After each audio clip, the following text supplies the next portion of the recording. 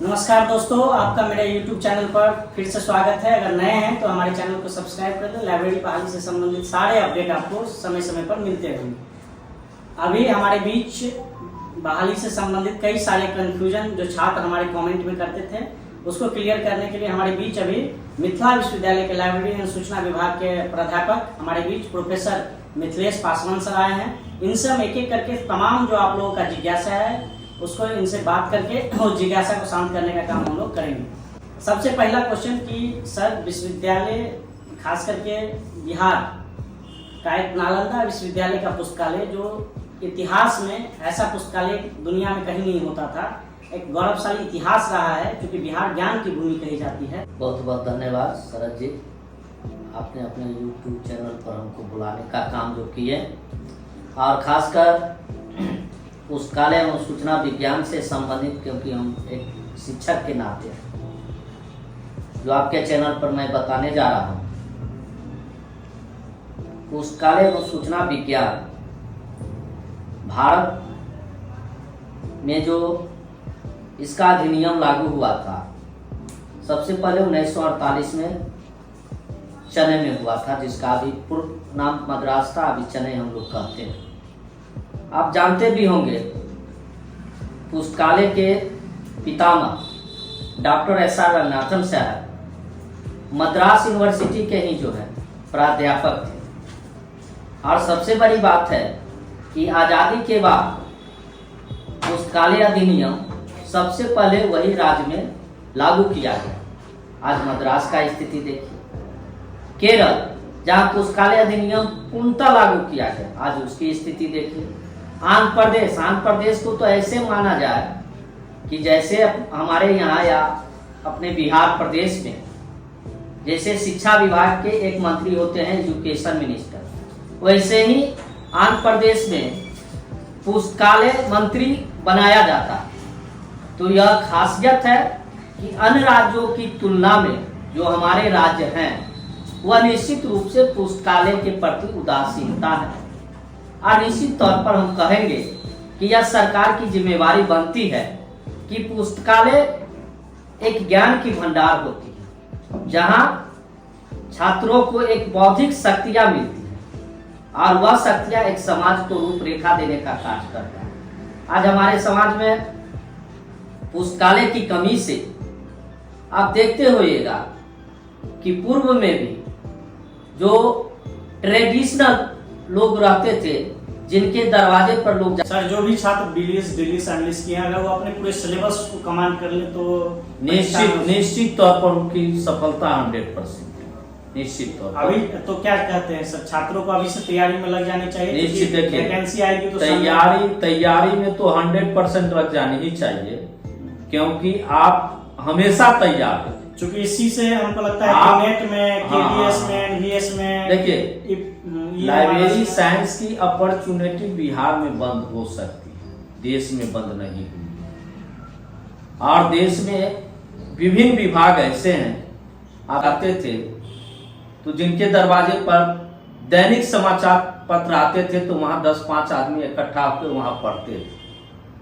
आज वह जमाना बदल चुका है। पुस्तकालय इस प्रकार डेवलप किया है कि जिस प्रकार ट्रेडिशनल को छोड़ के लोग टेक्नोलॉजी में प्रवेश किए हैं, यही एक ऐसी विषय है जिसमें सार्वजनिक पुस्तकालय ले लीजिए, एकेडमिक लाइब्रेरी ले लीजिए, स्पेशल लाइब्रेरी ले लीजिए।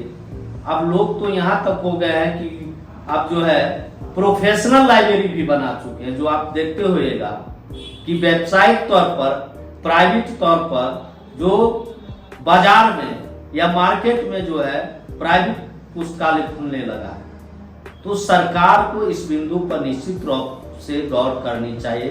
और शायद मुझे दैनिक समाचार पत्र के माध्यम से इस बीच में 10-15 दिन इस माह में हमको मिला है कि सरकार ने इस पर संज्ञान लिए हैं। मैं सरकार को भी इस पर साधुवाद धन्यवाद देता हूं कि इस पर अगर उन्होंने पहल किए हैं तो उनका पहल सकारात्मक है और निश्चित तौर पर इस पर बहाली होनी चाहिए। दूसरे जगह की पुस्तकालय में कौन पुस्तकें रखी हुई है, पहले हम लोग रील लॉ लाइब्रेरी पढ़ाते हैं बच्चों, जो पुस्तकें हमारे यहाँ नहीं है वह दूसरे पुस्तकालय से हम लोग उसको ऋण लोन के उपलब्धता में देते थे और एक समय सीमा की अवधि में रिटर्न होता।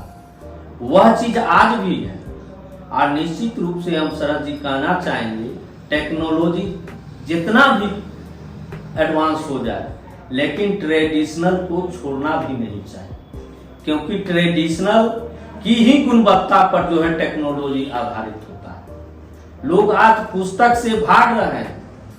मैं छात्रों से भी कहूंगा कि आप पुस्तक से मत भागें, आप पुस्तक के प्रति प्रेम रखें, आप मित्रता बढ़ाएं, क्योंकि पुस्तक ऐसी मित्रता आपके इस संसार में कोई है ही नहीं। टेक्नोलॉजी फेल कर सकता है, आप कोई चीज लोड कर सकते हैं, हो सकता है वह जो है सो आपको जो है हैंग कर सकता है, लेकिन पुस्तक हैंग नहीं कर सकता, क्योंकि जैसे बिना पुस्तकालय की बेहतर शिक्षा की परिकल्पना की जा सकती है नहीं। जिस तरह से बिहार के अंदर लाखों शिक्षकों की बहाली हुई, हर एक पंचायत में +2 स्कूल बन गए, ये तो एक बड़ी खुशी की बात है, इसके लिए सरकार को धन्यवाद। लेकिन उसी के अनुपात में जिस तरह से शिक्षकों की बहाली हुई, स्कूल का निर्माण, तो क्या आपको लगता है कि बिहार सरकार इस बात को नहीं समझ रही है? देखिए, बिहार सरकार को समझनी चाहिए, अगर नहीं समझ रहे हैं तो समझनी चाहिए। समझनी इसलिए चाहिए कि आप पुस्तकें का जो इम्पोर्टेंट है यानी महत्व है, आप पुस्तकें पुस्तकालय में जो रखी हुई है, डॉक्टर एस.आर. रंगनाथन साहब ने कहे थे पुस्तकालय विज्ञान के जो 5 नियम हैं कि प्रत्येक दूसरा उनका नियम कर रहे हैं। पहला नियम है पुस्तकें उपयोग के लिए है, दूसरा नियम है प्रत्येक पाठक को उसका पुस्तक, और तीसरा नियम है प्रत्येक पुस्तक को उसका पाठक, चौथा है पाठकों का समय बचाएं, और 5वां है पुस्तकालय एक वर्धनशील संस्था है। यह 5 जो नियम जो थीम जो दिए थे ना डॉक्टर एस.आर. रंगनाथन साहब पुस्तकालय पे, यह थीम निश्चित रूप से वह लागू हो रहा है आपके अभी जो आधुनिक शिक्षा है, जिसको आप बेहतर शिक्षा करते हैं। यह 5 चीज का अगर उपयोग हो जाए, आप पुस्तक का उपयोग लाए, आप पुस्तक लाए अलमारी में बंद है 4 साल से, लाइब्रेरियन नहीं है, तो जब लाइब्रेरियन नहीं है, अब प्रत्येक पाठक को उसका पुस्तक, तो लाइब्रेरियन रहेगा तब ना उसका पालन होगा कि प्रत्येक पाठक को उसका पुस्तक।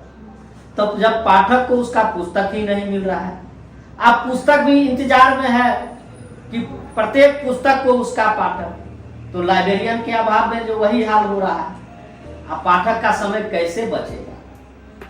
अब पुस्तकालय एक वर्धनशील संस्था बन ही नहीं सकता। इसीलिए सरकार को निश्चित रूप से इस पर केंद्रित और ध्यान देने की जरूरत है कि बेहतर शिक्षा के लिए एक बेहतर पुस्तकालय का होना अत्यंत जरूरी है। एक पुस्तकालय एक बेहतर समाज के निर्माण का भी परिचायक होता है, और वह समाज के दिशा और विकासात्मक कार्य में भी उसका अहम रोल रहता है। इसीलिए पुस्तकालय हम तो बिहार सरकार से मांग कर रहे हैं और बड़ी अपेक्षा पूर्वक कहना चाह रहे हैं कि ग्राम पंचायत स्तर तक पब्लिक लाइब्रेरी की जो है माने गठन होनी चाहिए। पुस्तकालय एक्ट में जो है पब्लिक लाइब्रेरी की ग्राम पंचायत स्तर तक, यहाँ तक है कि जहाँ पर ही 500 से अधिक जो हम लोग यहाँ या अन्य विश्वविद्यालय में पढ़ाई जाती है, लाइब्रेरी सोसाइटी एंड मैनेजमेंट, कहीं पर जो है सो आपको मैनेजमेंट पेपर को अलग कर दिया गया है, कहीं सोसाइटी पेपर अलग कर दिया गया है। तो पुस्तकालय से जो बेसिकली चीजें हैं पहले उसके बारे में जानकारी आपकी होनी चाहिए। शरद जी, मैं आपको अपेक्षा करूंगा, मैं इंटरनेशनल सेमिनार में गया था, आपको यह घटना बता रहे हैं विगत 5, 7, 8 साल पहले। हम लोगों ने देखा कि लाइब्रेरी साइंस में इतना भी जो है संभावनाएं हैं। चीफ लाइब्रेरियन योजना आयोग के, जिसको अभी नीति आयोग बना दिया जी, आपके बिहार बेगूसराय के। ये तो है सर, देश दुनिया के अंदर कई सारे बिहार के लाइब्रेरियन हैं जो अच्छा कर रहे हैं। और सबसे खुशी मिली कि कतर के एक यूनिवर्सिटी में जो है बिहार के ही छात्र जो है वहाँ के चीफ लाइब्रेरियन, आपके नेशनल लाइब्रेरी, वहाँ जो है अपने यहाँ के छात्र, मिथिला यूनिवर्सिटी के छात्र जो है वहाँ जो है। इसके बाद भी सर सरकार को इस और ध्यान नहीं जा रही है, दुर्भाग्य है। शिक्षा व्यवस्था सर लगातार बिहार के छात्र आज भी जो है अपनी प्रतिभा की डंका देश प्रदेश में बजा रही है, देश प्रदेश के अलावा दुनिया में बजा रही है। लाइब्रेरी साइंस के माध्यम से मैं सरकार से अपेक्षा करता हूँ और मांग भी कर रहा हूँ कि पुस्तकालय एवं सूचना विज्ञान से जो है आपकी लगाव अत्यधिक बढ़नी चाहिए। इस विषय को भी उसी नजरिया से देखिए, क्योंकि यह विषय सभी विषयों का समागत विषय होता है। इसमें हम लोग जब पढ़ाते हैं तो कभी स्टूडेंट कहते हैं सर आप तो हिस्ट्री पढ़ा रहे हैं, कभी उठ के कहते हैं आप सर मैनेजमेंट पढ़ा रहे हैं, कभी कहते हैं सर आप साइंस फैकल्टी पढ़ा रहे हैं। तो हम लोग को लगता है कभी कभी कि वास्तव में यह विषय सभी विषयों का समागत है। इसीलिए सरकार को निश्चित तौर पर पुस्तकालय विज्ञान का, हम तो बड़ी आश्चर्य कर रहे हैं सर कि सबसे पुराने मिथिला यूनिवर्सिटी और भागलपुर यूनिवर्सिटी, सरकार को ऑब्जर्वेशन ले लेनी चाहिए। आज बीएड में 9000 में एडमिशन होता है समस्तीपुर में, पूरे बिहार में एक भी ऐसा इंस्टीट्यूशन नहीं है जहां सरकारी स्तर पर लाइब्रेरी साइंस में एडमिशन। यह बहुत दुर्भाग्यपूर्ण बात है, हमको इस चैनल के माध्यम से, आपके यूट्यूब चैनल के माध्यम से कहना पड़ा। यह बहुत ही दुर्भाग्य है, क्योंकि सरकार को आप जहां देखिए कि कम से कम जहां की परफॉर्मेंस अच्छी है उसको अडॉप्ट आप कर लीजिए, उस यूनिवर्सिटी को अडॉप्ट करिए। आप एक मैसेज क्रॉस करिए, सरकार को करनी ही चाहिए। निश्चित तौर पर सर हम छात्रों को यह भी बता दें कि अभी मिथिला विश्वविद्यालय के अंदर बीएड सत्र 25-26 का एडमिशन का प्रोसेस चालू है। नामांकन के लिए आप अप्लाई भी कर सकते हैं। लास्ट डेट कब है सर?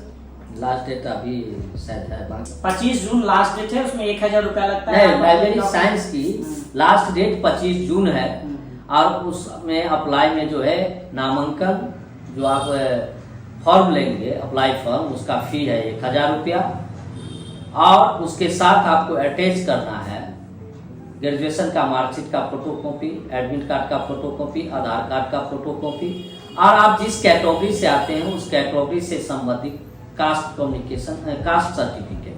जनरल कम्युनिटी में है जो EWS बना है, वह EWS जो है अद्यतन जो आपकी मानता है 1 वर्ष का या नहीं तो पूर्व वाले नहीं, जो अद्यतन है उसको लगा दीजिए और आप 25 तारीख तक आप अपना अप्लाई। निश्चित तौर पर जो छात्र लाइब्रेरी साइंस में अपना भविष्य तलाश रहे हैं, निश्चित तौर पर मिथिला विश्वविद्यालय के अंदर बिलिस में नामांकन की प्रक्रिया चल रही है। 25 जून लास्ट डेट है अप्लाई का, तो आप जाके 1000 का फॉर्म लेके अप्लाई कर दें। शायद नामांकन के समय में आपको 26,000 रुपया उसका फी है और बहुत अच्छे तरीके से यहाँ पर मिथिला विश्वविद्यालय में पढ़ाई होती है। 500 सीटें हैं और जो छात्र 24-25 सेशन का छात्र जो भी परीक्षा दे रहे हैं उनको भी मेरी बहुत बहुत शुभकामनाएं।